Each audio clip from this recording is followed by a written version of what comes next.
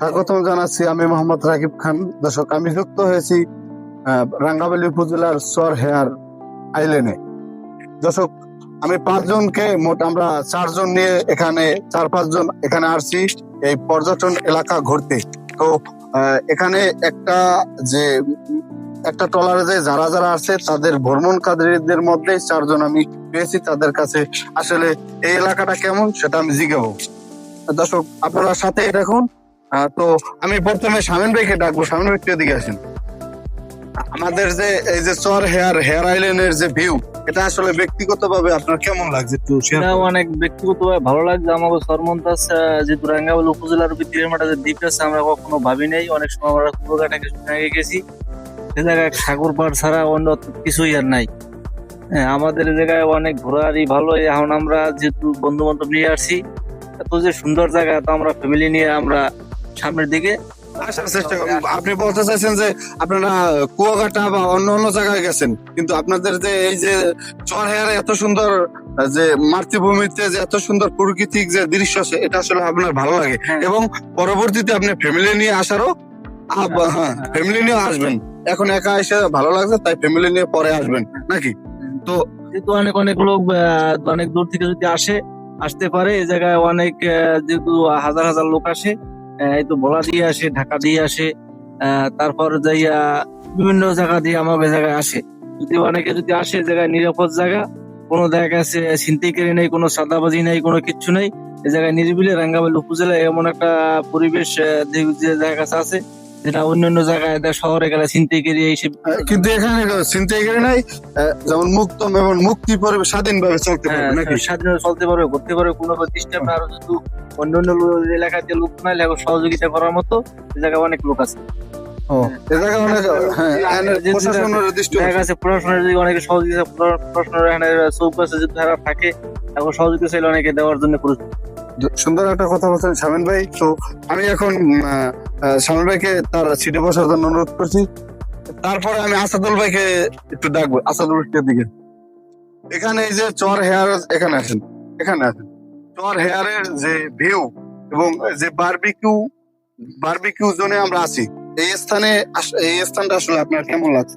এই স্থানটা দেখেন, আমি তো অনেক জায়গায় ঘুরেছি, যেমন কুয়াকাটা, কক্সবাজার, আর অন্য জায়গায় অনেক জায়গায় গেছি, কিন্তু এই জায়গাটার মতো এত নিরাপদ বা এত সৌন্দর্য দেখার মতো এরকম আমি আমার যত জায়গায় ঘুরছি এরকমের পরিবেশ মতো আমি এত সুন্দর, এত ভালো যে লাগছে, এরকমের জায়গা আমি পাই নাই। যাই হোক, আমার ওয়াইফকে এখানে আসার কথা ছিল, তারা দীর্ঘদিন আমাকে বলে, আসলে আমি আসি নাই, এখন আসছি। এখন আমার বিশ্বাস হয়েছে যে আমার ওয়াইফকে নিয়েও আমি এখানে আসতে পারবো, এবং তারা সবাই, আমার ফ্যামিলি সবাই খুশি হবে এখানে আসলে। আপনি বলতে চাইছেন যে এখন ওই যে ভাইয়ের মতো যে আপনি বন্ধু বান্ধবের সাথে আসছেন, আপনার ওয়াইফ এখানে কথা শুনছে, তারপর আপনাকে বলছে যে জায়গাটা দেখে আসেন। তারপর আপনি আইসা দেখা যে মর্মান্তিক পরিবেশ এবং বালুকাময় যে বিচ আছে সেটাও ভালো লাগছে, সমুদ্র সৈকত আছে সেটাও ভালো লাগে, সূর্যোদয় সূর্যাস্ত দেখা যায় সেটাও ভালো লাগে। সেই পরিবেশ দেখে আপনি পরবর্তীতে ফ্যামিলি নিয়ে আসবেন না? হ্যাঁ, এবং আমার যত আত্মীয় স্বজন আছে আমি চেষ্টা করবো সবাই নিয়ে এখানে আসার জন্য। আর আমি দর্শকদের বলছি, সবাই আসেন। আপনার একালে গ্রামের মতো পরিবেশ, বা একালে এত সুন্দর পরিবেশ, যে পরিবেশ অন্য কোথাও নাই। আর এখানে সবকিছু পাওয়া যায়, কোনো তাই ত্রুটি নেই। বিভিন্ন দেশের লোকের সাথে পরিচয় হইবে, দেখা হইবে, কোনো সমস্যা নাই। এখানে বলতে চাইছেন যে এই জোনে, যে হেয়ার আইল্যান্ড জোনে, এখানে দেশ বিদেশি মানুষ আসে, সবাই এখানে আইসা ভালো লাগে, একজনের সাথে আর একজনের পরিচয় হয় নাকি? জি জি জি, সুন্দর একটা কথা বলছেন। আপনি একটু যান ভাইয়া, আপনার সিটে বসেন। এখন আমি আমাদের প্রাণ প্রিয় খলিল কাকাকে এদিকে আসার জন্য অনুরোধ করেছি। কাকা, আপনাকে জিজ্ঞাসা করব যে আমাদের এই যে বারবিকিউ জোনে আমরা যে এই যে কয়েকজন মিলে আড্ডা দিয়েছি এবং বিচে খেলাধুলা এবং আরো বিস্তারিত ব্যাপার একটু বলেন। তুমি কি ভালো আছো মনু? হ্যাঁ, অনেক ভালো আছি। আমি চরমন্তাজের ছেলে, কিন্তু এই চর হেয়ার এটা শুনছি, এই দ্বীপটা আমি দেখি নাই। আমি আজকে প্রথম আসছি, আমার কাছে খুব ভালো লাগছে। আপনি বলছেন যে এই যে চরমন্তাজের এই জায়গাটা আছে, কিন্তু আপনি জানেন না, এই প্রথম আসছেন, এখন আপনার ভালো লাগছে? এই প্রথম আসছি। তো এখানকার পরিবেশটা আসলে পরিবেশ খুব সুন্দর। তারপর চার দোকান আছে, আমরা ওই জায়গায় জিজ্ঞেস করছি, তারাও মানে কোনো জিনিসের ত্রুটি হইলে বা সমস্যা হইলে হেল্প করে। মানে জুলুম এখানে নাই নাকি? না, কোনো জুলুম নেই। তারপর টাকা দিয়ে লোক আসছে, পাক শাক করে খাইতে আছে, আমরা জিজ্ঞেস করছি যে রাত্রে কি আপনারা থাকবেন কোনো, হ্যাঁ রাত্রে থাকবো জায়গায় যে এখানে ফ্যামিলি নিয়ে আছে, ঢাকা থেকে লোক আসছে, তারা রাত্রেও থাকবে, তাহলে জায়গাটা অনেক সেফটি। যে ছেলে হিসেবে কিন্তু আমি প্রথম আসছি, কিন্তু যারা রাঙ্গামালী উপজেলার নেতৃবৃন্দ যারা আছে যদি এইটার উপরে তারা আকর্ষণ করে তাই আরো ভালো হয় আর কি। আপনি বলছেন যে যারা নেতৃত্বে আছেন, এখন নেতৃবৃন্দরা আছেন, তারা যদি এখানে দৃষ্টি দেয় আরো সুন্দর ফুটিয়ে উঠবে এই চর হেয়ার আইল্যান্ড। ধন্যবাদ আপনাকে। তো দর্শক, সাথে থাকার জন্য ধন্যবাদ। এখন আমি মনির ভাইকে এদিকে আসার জন্য অনুরোধ করবো যে ভাইয়া, যে ফ্যামিলি এবং যে আপনাদের বাসা বাড়িতে থাকলে যে টেনশন থাকে, এটা কি এই পর্যটন এলাকায় আসার পর আপনার কেমন মনে হয়, কেমন অনুভূতি? এই পর্যটন কেন্দ্রে আসলে চর হেয়ার প্রকৃতির দৃশ্য দেখলে মন ভরে যায়। যেন বাড়ি থাকলে যেন অন্যরকম একটা টেনশন কিংবা অন্যরকম একটা স্বস্তি লাগে, এই জায়গায় আসলে প্রকৃতির দৃশ্য থাকলে মন মানুষ তো ভালো হয়ে যায়, শরীর সুস্থ হয়ে যায় দেখলে। আর মানুষের শরীর স্বাস্থ্য যদি সুস্থ থাকে সবকিছুই ভালো লাগে। শরীর সুস্থ, মন সুস্থ নাকি এরকম কিছু? এখানে আসার বৃষ্টি আসলে কেমন আমাদের? এই জায়গায় আসার পর বৃষ্টি দেখে অনেক সুন্দর লাগছে। আমরা অনেকেই আসি, 20-25 দিনের মতো আসি। আমরা ফুটবল খেলছি আইসা, তারপর অনেক ভালো লাগছে। ফুটবল খেলতে অনেক মজা হয়েছে, ঠিক আছে। আমরা খেলে অনেক আনন্দিত, সবাই গোসল করতে আছে, সবাই আসবে খাওয়া দাওয়া করে। তারপর এখন বলছেন যে সবাই মানে ফুটবল খেলার পর আপনারা কয়েকজন পোশাক চেঞ্জ করছে আসছেন, অনেকে এখনো গোসল করে তারপরে আসবে আমাদের এই এখানে।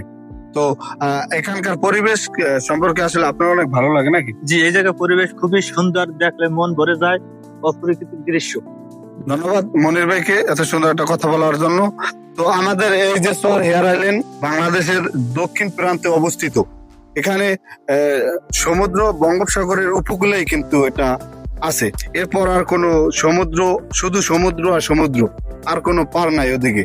তো আমি এখন মোহাম্মদ নাইমকে এদিকে আসার জন্য অনুরোধ করব যে নাইম, এই যে আমাদের চর হেয়ারে যে বারবিকিউ জোনে আসার পর এবং স্টুডেন্ট হিসেবে তোমার কেমন লাগে? আমি আমার এই স্টুডেন্ট লাইফে অনেক জায়গায় ঘুরেছি, তার মধ্যে অন্যতম একটি দ্বীপ এসে পাইলাম এই চর হেয়ার। এখানে আসলে আপনি সরাসরি 2-3টে ভিউ পাওয়া যায়। এক হচ্ছে গিয়া সাগর পাড়ের ভিউ, আর এক হচ্ছে গিয়া এই যে গভীর এক জঙ্গল, ঝাউবাগান, যেটা ঝাউবাগান নামে পরিচিত। এই ঝাউবাগান আর তারই পাশাপাশি আরো একটি স্থান রয়েছে, যেটা হচ্ছে গিয়ে সমুদ্রের মাঝে একটি ডুবাসর, যেখানে স্পিড বোট নিয়ে যাওয়া যায়। মাত্র অল্প কিছু টাকা ভাড়া, 50 টাকায় স্পিড বোট নিয়ে ডুবাসরে ভ্রমণ করা যায়। এটা শেষ ভাটায় একদম এই চরটা জাগে, হ্যাঁ শেষ ভাটায়। আর একটা হচ্ছে গিয়া এই জায়গায় সূর্য অস্ত এবং সূর্যোদয় দুইটাই দেখা যায়।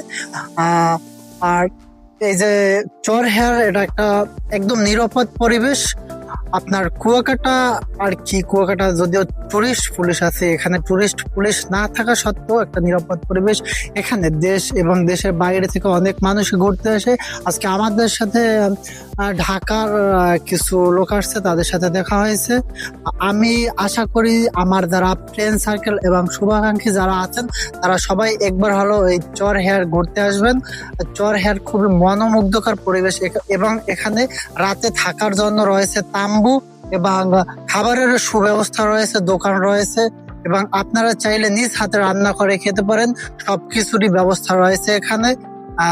সকলে একবার হলো আসবেন এই চর হেয়ারে। ধন্যবাদ নাইমকে অনেক সুন্দর একটা কথা বলার জন্য। দর্শক, আমরা শেষ করবো। আসসালামু আলাইকুম।